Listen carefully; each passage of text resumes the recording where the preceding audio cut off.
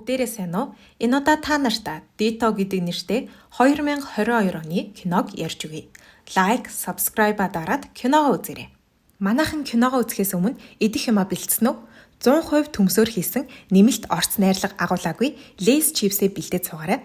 Нэрээ 8 сарын 15-наас 8 сарын 30-ны хооронд Lay's брендийн үндсэн 4 төрлийн жижиг савлгаатай нь CU-гийн бүх салбаруудаар 20% хямдрал зарласан байна лээ шүү. За ингээд кинонд орцгоё. Гол дүрийн охин Мөнэ том хэмжээтэй радио төхөөрөмж болон ном авч буйгаар кино эхэлнэ. Энэ ном бол радиог хэрхэн ашиглах тухай заавар ном байлаа. Мөнэ радиогоор ярих гэж оролдоход радионы утаснууд гялалзаж эхэлнэ. Үзэгдэл шилжиж 1999 оны хавар их сургуулийн хичээлийн эхний өдөр Ким Юн дугуй унсаар гүнтэй найзтайгаа уулзан Инсон гэх найзынхаа талаар ярилцсан. Инсон найз нь осолд ороод сургуулийн сагсан бөмбөгийн багт тоглох боломжгүй болсон. Ким Юн найзынхаа оронд сакс тоглоё гэхэд гүнтэй найз нь чи сургуулиас гарна гэсэн биз дээ. Яасын мөрөөдлөө хөөн гэсэн гэхэд Ким Юн согтуудаа л тэгж хэлсэн юм а гэв. Гүнтэй өөдөөс нь шинэ эмэгтэй сурагчид илссэн бүр тэргүүний сурагчч байгаа гэсэн. Гэхдээ ерөөсөө ирэхгүй байгаа гэж профессор хэлсэн гэв. Ким Юн орин уулзалтанд дуутахаар утсаар хансуул руу залхан халуун дулаанаар уулзахыг урьж дуут мессеж үлдээдэг. Ким Юн ангидаа ороход найз нь сакс тоглоно үсттэй гэхэд Ким Юн амжихгүй гэв. Найз нь чи арай үерхэд байгаа юм биш үү гэхэд ангаараа чимээгүй түүн рүү харна. Ким Юн ганц бий гэдгээ сануулж хэлв. Хичээлийн дараа хансуул түүн рүү залхан уулзалтанд очихоо зөвшөөрдөг. Сурагчийн зөвлөлийн байрны урд очин түүний хэлснээр ягаан цамцтай охин хайхад нэг хөөрхөн охин эргэн тойрноо харан зогсож байдаг. Тэд ичингүүрэн өөрсдийгөө танилцуулахад Ким Юны утас дугарч хансуул яр гэв. Хансуул клубт илсэх гэсэн ч сайн мэдэхгүй байна. Туслаач гээд Ким Юн түнд туслахаар болж хамтдаа олон клубтэй танилцав. Хансуулд бүгд таалагдсан ч сонгоогүй л байлаа. Хансуул алхаж байгаад сонирхогчдын радионы өрөөг олоод Ким Юн тандан би үргэлж энийг оролдож үзхийг хүсдэг байсан гэдгээ хэлнэ. Хансуул хаалгыг нээх гэтэл цоочтой байх ба Ким Юн санаангүй гарт нь хүрэхэд тог цохив. Хансуул түүнээс манай тэнхимд радио мэддэг ядаж нэг хүн байгаа байлгүй дээ. Сурах юмсан гэв. Ойрон шинэ оюутнууд хүлээн авах үдшилэг болж хоол идэж ууж дээд ангийнх нь яагаад шинэ сурагчид механик инженерийн ангийг сонгодог байна гэж өглөв. Шинэ оюутнууд Ким Юнаас төгсөөд ямар ажил хийх вэ гэж асуудал техниктэй холбоотой ажил хийндэ гэд тэдэнд баяр хүргэв. Бүдүүлэг дээд курсын ах Хансуулаас яагаад он сурдаг байж инженерийн анги сонгосон юм? Эмэгтэй хүн инженерийн тэнхим сонгох дэмий штэ гэд илүү дутуу юм яриад байхаар нь Ким Юн тайвшруулах гээд бардаггүй. Хансуул ууралсан ч тайвнаар өөдгүү мунхаг новшнууд гэж хэлчихэд гараад явчихдаг. Ким Юн араас нь гараад Хансуулыг байрлуун хүргэж өгөнгөө ярилцсан. Хансуул түүнд өнөө орой сар хэртэн гэхэд сарлуу хэсэг ширтснээ Ким Юн өдрийн хоол хамт идэх үү гэж асуун Хансуул зөвшөөрнө. Ким Юн саксны бэлтгэлээ хийхээр Инсон найзтайгаа уулзна. Инсоны шидсэн бөмбөг болгон орж байлаа. Ким Юн найзаасаа радиог нь зээлэхэр болоод явхаасаа өмнө манай ястмэлхий зүгээр байгаа хин ч хамшиг ястмэлхийнээс цочиж ундаг байна гэж хэлчихэд явах гэж байхдаа өнөөдөр сар хэртэн гэсэн гэд өөрийгөө тэврээд Хансуулыг бодон догтлно. Ким Юн бөөн баяр болоод өрөөндөө радиогоо аван ороод яст мэлхийгээ барьж аваад Хансуулын тухай хэлнэ. Гадаа гарч сар хэртгийг ч бас харна. Хансуулч бас цонхоороо сар хэртгийг харан инээмсэглэнэ. Ким Юн гадаа сандал дээр жаргалтай унтахаар хэвтэх зур ширээн дээрх радион асан дохио дугарч байлаа. Маргааш нь Ким Юн Хансуул хоёр сурагчдын зөвлөлийн байрны гадаа амьд хөгжмийн тоглолт үзээд дараа нь самбар очиж хараад олон улсын валютын сангаас болоод сургууль, ажилгүйдэл их байна шүү гэж Ким Юн хэлэхэд Хансуул эннээс болоод аавын минь компани дампуурсан. Аав нь түүнд хичээгээд том корпорацид орох хэрэгтэй шүү гэж хэлсэн ч тэр том газрууд аавын компанийг дампууруулсан болохоор би системд нь өөрчлөлт оруулаад жижиг бизнесүүдэд тусламар байна гэдэг. Ким Юн өөрийн юу хийхийг хүсдгээ мэддэггүй учраас Хансуулын мөрөөдөлтэй байгаа нь таалагдана. Хансуул түүнээс юу мөрөөддгийг нь асуухад Ким Юн сандраад чамтай үнсэлцгийг гэд хэлчихдэг. Ким Юн тайлбарлахыг оролцсон ч Хансуул буруугаар ойлгон сонин царайлна. Гинэт Инсон ирж таарад Ким Юн дараа уулзъя гэд зүгтэнэ. Гэртээ очиод яс мэлхий нээсээ би яах вэ? Яагаад тэгээд хэлчих вэ гэж асуутал радион паржигнаж байгаад нэг охины хоолой сонсогдно. Тэд бие биедээ өөрсдийгөө танилцуулахад ижилхэн сургуульд явдаг байв. Ким Мүнэ социологийн ангийн оюутан ба радиогоор хүнтэй ярилцаж судалгаа хийж байгаагаа хэлв. Ким Юн түүнийг радио ашиглахдаа гарын авлага ном ашиглаж байгааг сонсоод гайхаад номыг нь ашиглахаар гуйдаг. Тэд маргааш 12 цагт сурагчдын зөвлөлийн байрны урд уулзахаар тохиров. Маргааш нь Ким Юн яг цагтаа очиод Мүнэг хэдэн цаг хүлээсэн ч ирдэггүй. Харин Мүнэ ширүүн борооноор Ким Юныг хүлээсээр байсан ч ирдэггүй. Түүний найз Ёнжи шар шүхэр барин ирэхэд Мүнэ энэ барилга сурагчдын зөвлөлийн байр мөн биз дээ гэж асууна. Тэд хамтдаа өөр тийшээ явахаар болж Мүнэ эргэн харсаар алхана. Ёнжи түүнд халуун хоол идүүлж халамжлана. Энэ хоёр их удаан найзалж байгаа. Мүнэ түүнд сэтгэлтэйж ичээд хэлдэггүй. Тэд бие биенээсээ юу ч нуухгүй чөлөөтэй ярилцдаг. Ёнжи түүний духанд хүрээд халууныг нь шалган им уугаарэ гэд шүхрээ үлдээхэд Мүнэ догтлно. Ким Юн гэртээ хараад Мүнэг ирээгүй гэж уурлахад Мүнэч бас бороонд олон цаг хүлээсэн гэж ханиалгана. Ким Юн өөдөөс нь бороо ороогүй их нартай байсан за гэд маргалтахад Мүнэ үнэн за гэд борооны чимээг сонсохдол Ким Юн уурлаад мах шарах чимээ юм биш үү гэд маргалдаж байтал радион тасарна. Ким Юн мах шарж идээд сарлуу харан яагаад Мүнэ бороотой гэд байсан бол гэж бодно.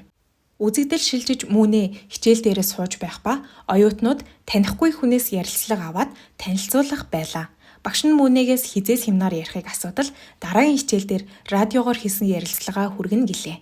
Хичээлийн дараа найзууд нь гудамжнаас хинээс чамаагүй яриа авчгаа гэв. Тэд хоолнд орж байтал Ёнжи нэг охинтой хамт орж ирнэ. Мүнэд таалагдаагүй ч тэр өөдрөгөөр гараад аллана.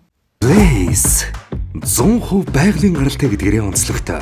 Lay's chips ердөө 3 найрлагатай. Төмс, масл, давс. Жинхэнэ төмсний амт. Lay's. Албанисны дистрибьютор Nano International.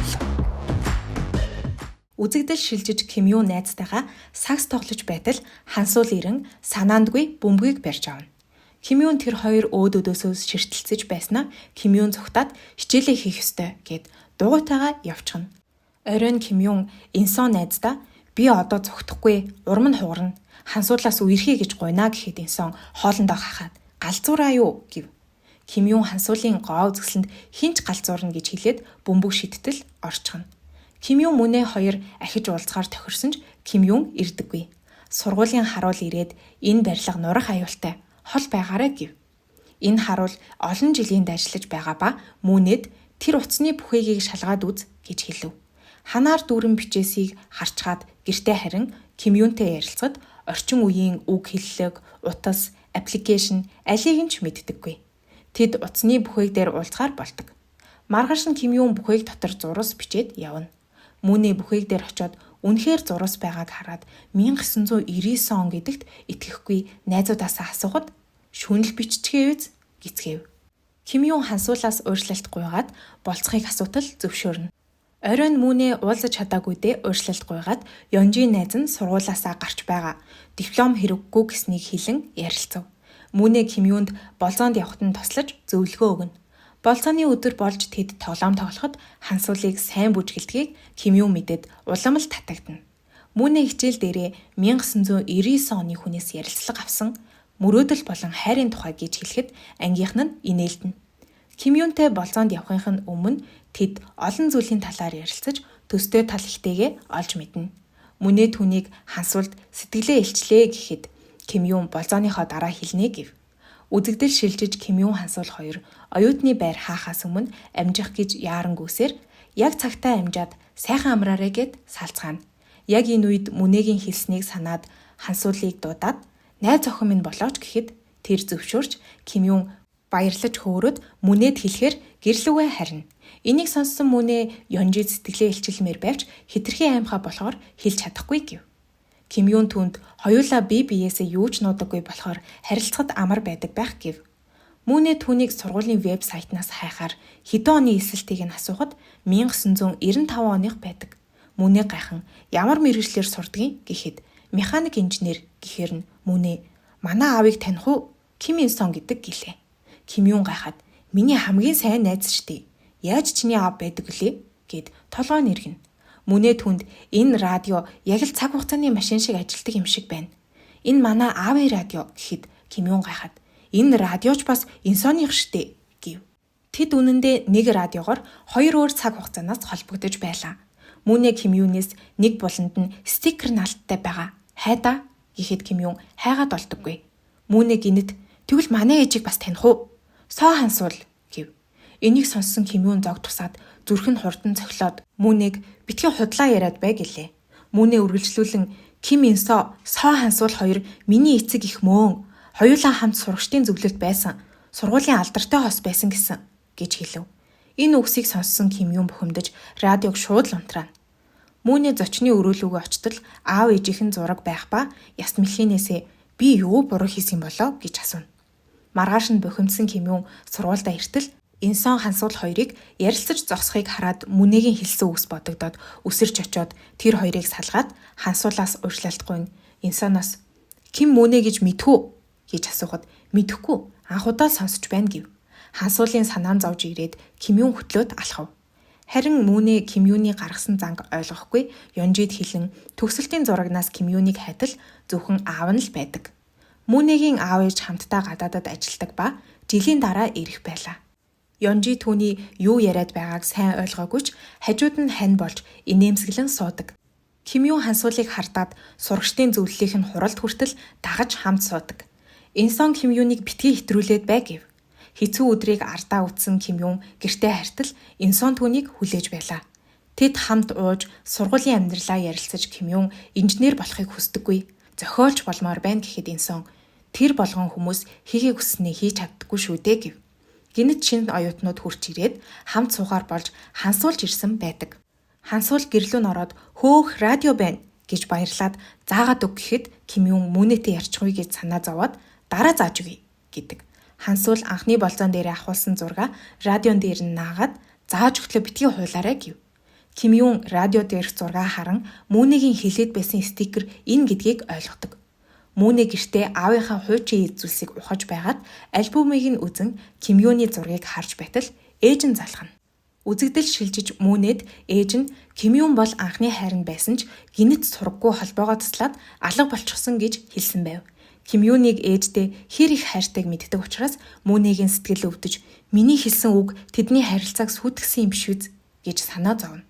1999 онд саксны тэмцээн болж Ким Юн Инсоныг орлон тоглож нөгөө баг нь илт илүүрхэж Ким Юн төвлөрч чадахгүй багийнхнаасаа уушлалтгүй. Тэмцээндээ анхаармаар байвч харц нь Хансуул Инсон хоёр руу чиглээд байдаг.